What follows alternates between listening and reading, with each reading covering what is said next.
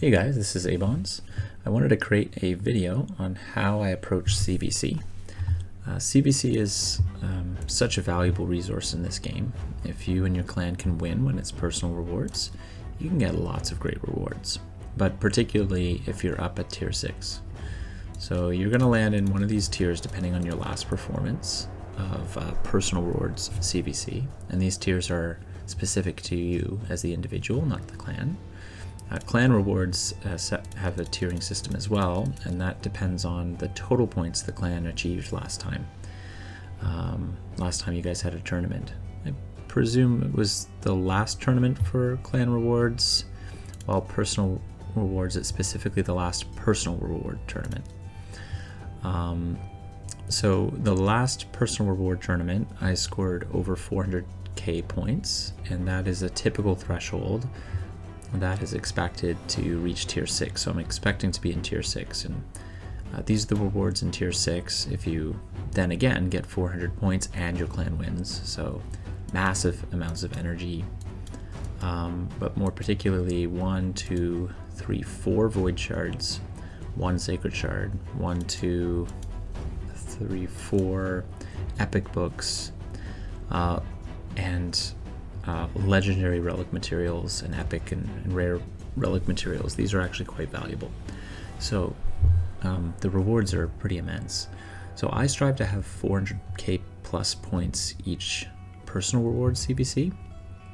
And I know it can be difficult for some people, but I wanted to show you kind of how I approach it and how I make it easier on myself. I actually find it quite easy to fulfill.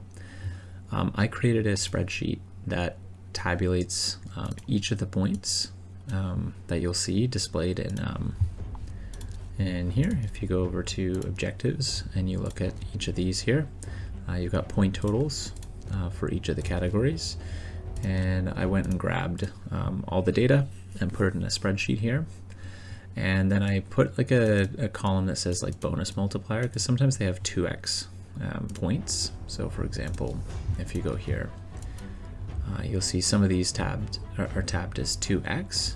Thanks Lady ML for showing me that this is where you can see it ahead of the tournament. So I know now, planning ahead of this tournament, if I do some Shogun, or if I do some faction wars, or if I do some forge objectives, I'll get double the points than what is typical. So if I come over here, I've currently, this is not really active in the spreadsheet, it's just an idea I had, is you can kind of have a multiplier of 1 or 2 depending on which is active.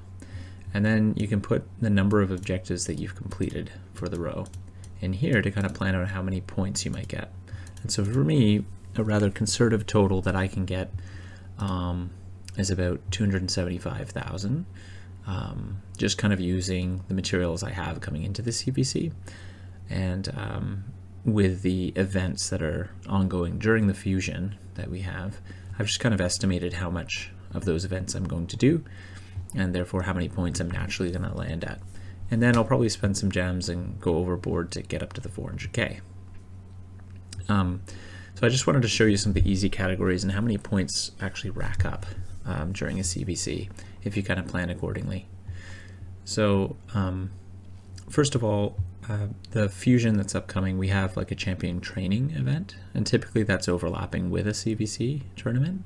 So champion training, I've kind of plugged in the numbers in terms of the total number of levels that you'd expect to get if you were to rank up, kind of grind up from the bottom to the top, all the food needed to make 1 6-star champion, which I think is reasonable to do during a champion training tournament. So I've kind of calculated the number of levels and the points per level for each of the champions needed to do that, whether it's through energy or brews.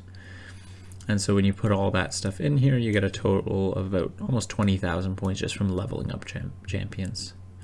And correspondingly to rank up champions, assuming you just kind of do 100 rank ups to rank 2 and get the rest like starting at rank 2, you know, I've got another point total of about 9,000. So you're almost 30,000 just from doing like the champion training activities that you're going to do anyways. And then through some campaign farming, I figured we kind of, you know, accrue some uncommon and rare champions just by doing campaign farming. And down here, I'll just skip ahead to campaign farming. I expect maybe you do like 100 runs on brutal difficulty during this time. So for 4,000 points. So again, maybe like 30,000 for that champion training stint. Ascending champions is a great thing to do during CvC. You can see a legendary champion ascending them to rank 6 gives you 2,500 points. And so I've assumed that maybe like 4 champions are going to focus on building. I'm going to kind of ascend them rank 5 and rank 6 at that time. And that amasses another, almost 20,000 points just for ascending champions.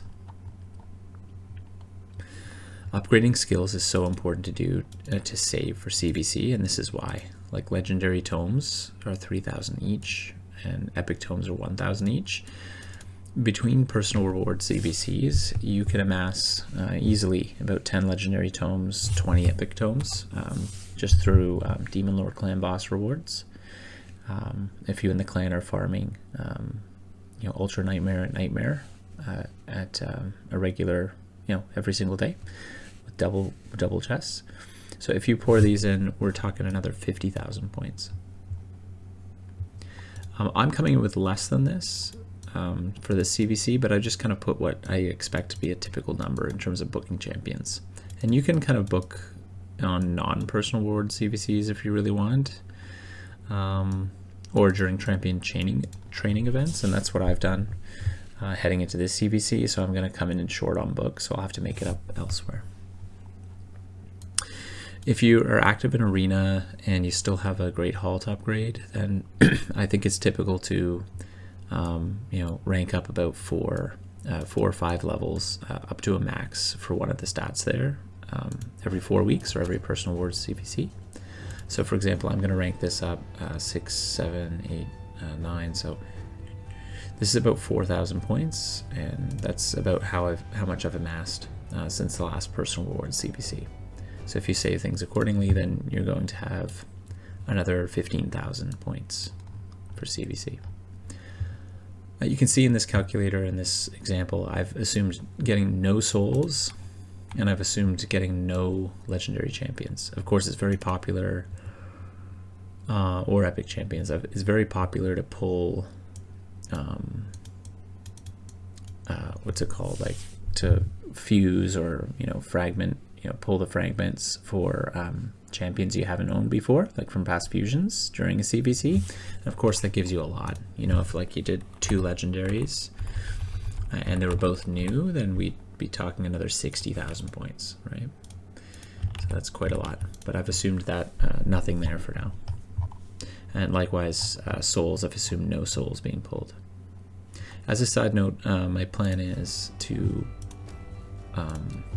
pull all of these souls during CvC. I think by collecting them, it counts as rewards for CvC. And if that's the case,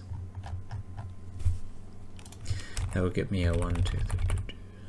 That would give me another 20,000 points just from collecting the rewards later than just clicking them on the go.